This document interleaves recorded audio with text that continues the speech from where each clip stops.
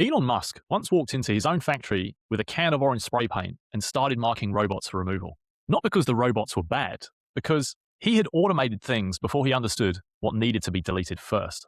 That habit shows up in almost every business I walk into, building on top of broken.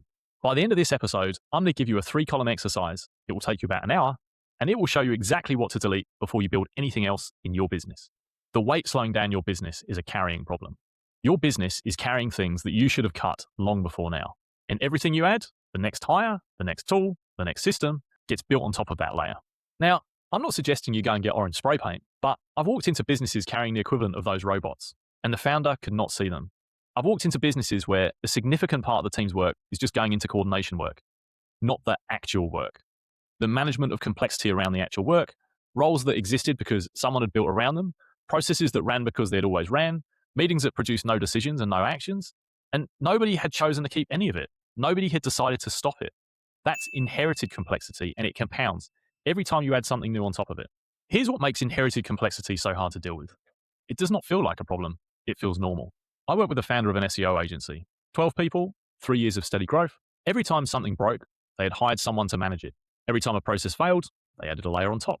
By the time I arrived, a significant part of the team's time was going into coordination work rather than the output the business was built to produce.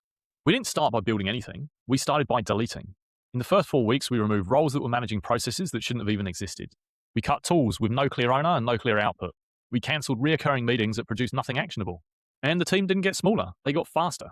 That's the carrying cost. Not just what you're spending to keep those things running. It's a compounding cost of building everything on top of them. Every new person you hire has to navigate the old layer. Every new tool has to sit alongside the tools that nobody uses. Every new process competes for attention with processes that nobody owns. So what do you do before the next hire, the next automation, the next system build?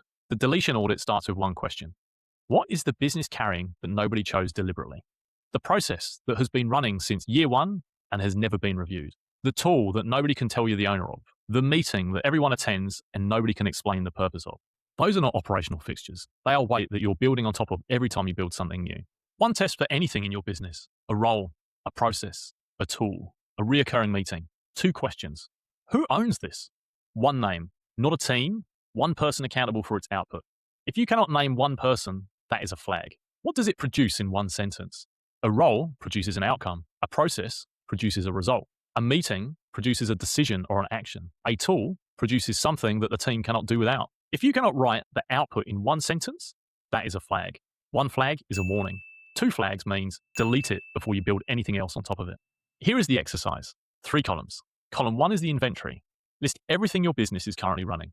Every role, every reoccurring process, every tool your team pays for or uses regularly, every reoccurring meeting.